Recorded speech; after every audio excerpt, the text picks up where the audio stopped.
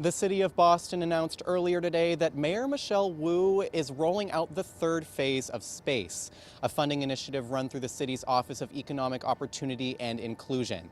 The city also says that after receiving over 250 applications, Wu will distribute over $2.5 million across locally owned businesses, from newspapers to restaurants.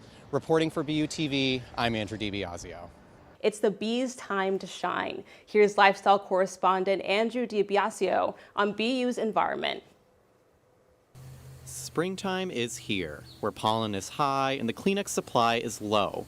The Center for Disease Control recorded that nearly 1 in 3 U.S. adults reported having a seasonal allergy in 2021.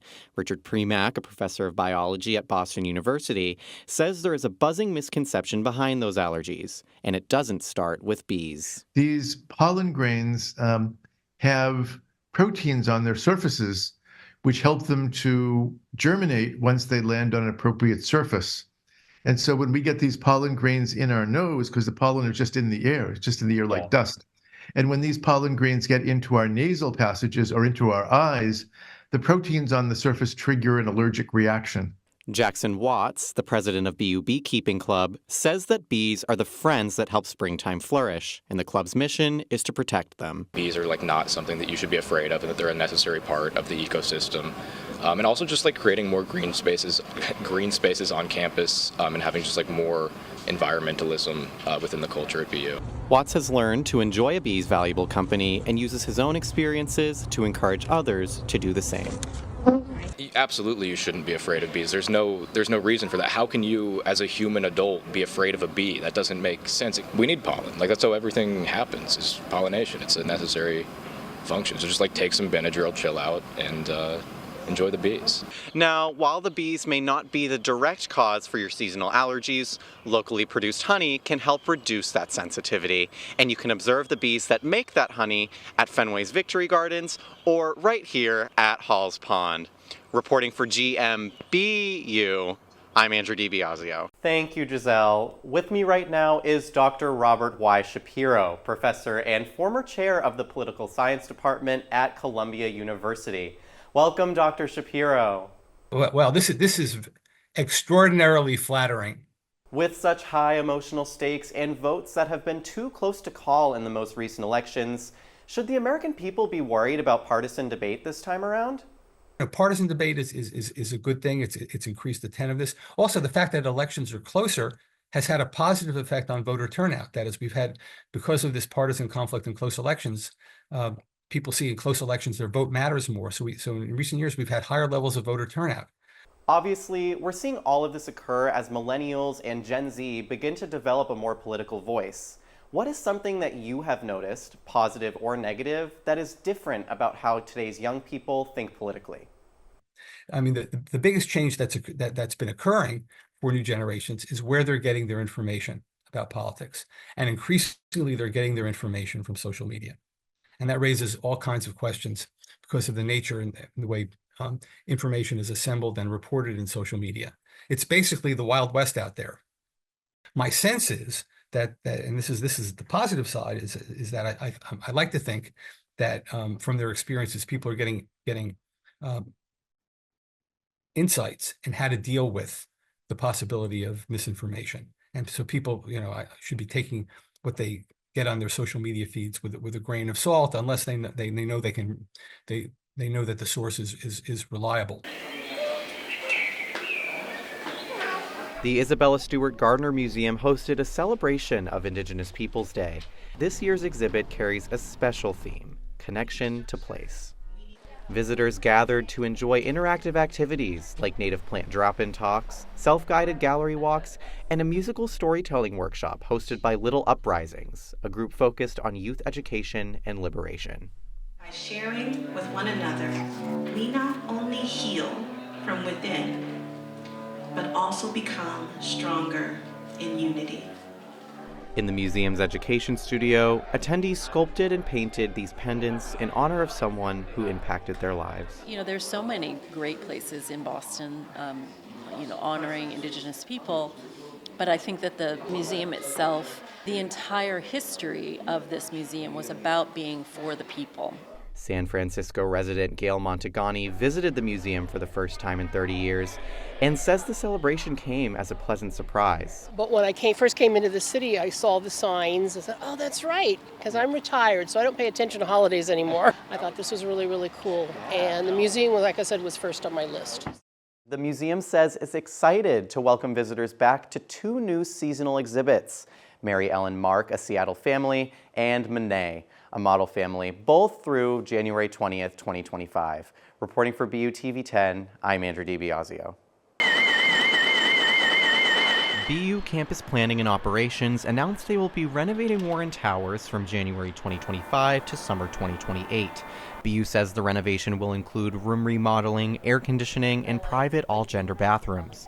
BU sophomore Gabriella Dedea currently lives in Warren Towers and says that while private bathrooms are an inclusive idea, they may come with potential drawbacks. I think having the communal bathroom is really nice because you can just be in there whenever you want.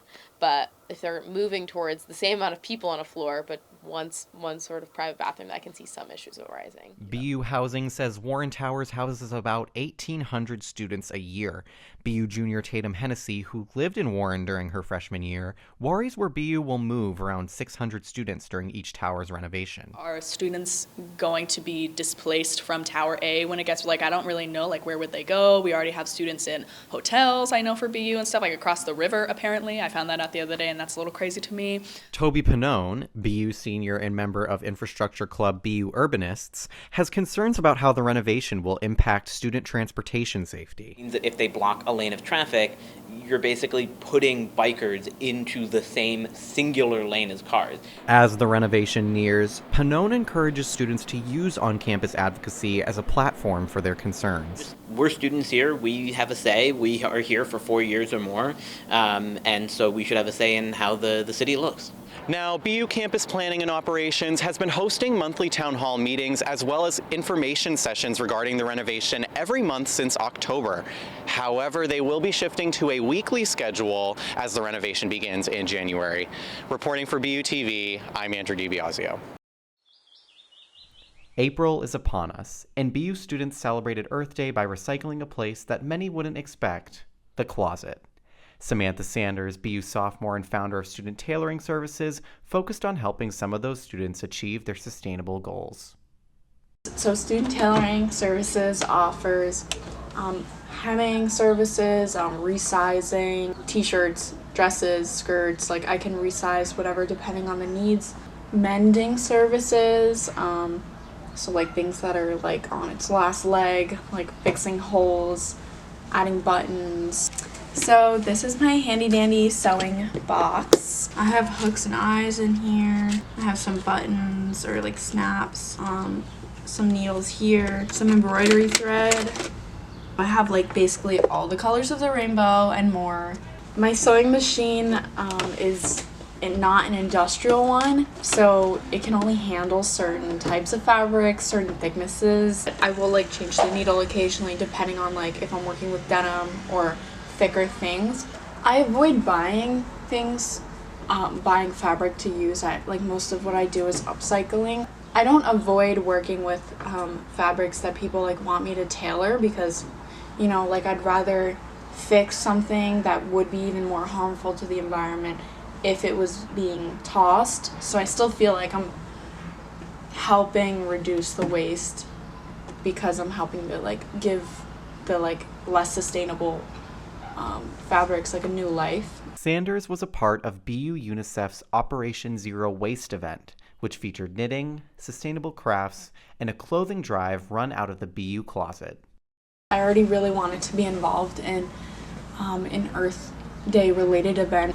It's always nice to have other voices share your work or other organizations bring you in and be able to collaborate. Because I feel I don't have enough manpower to do it myself, so I'm just a single person. But Sanders' partner Alyssa Burgo has a different suggestion with her very own special talent. Yeah, we're a power team. We should do something with that. You sew the fabric and do a little design on it. I started doing embroidery in about 2020, like around COVID, just as like a small hobby on the side. Since Sam started her business with sewing, I feel like a lot of that is intertwined. So like there have been moments here and there where I helped her, but whether it's just like pinning something or like sewing something small. But we'd have like little dates where we'd like watch a movie and like she'd embroider and I'd like sew, and then I would start embroidering because I like to like, you know, make my clothes look cool. It's just like a fun little hobby on the side. What happened was once on a pair of your sweatpants, you had like this bleach stain and you were like, I don't know how to cover it. And I was like, I can embroider a design over it. So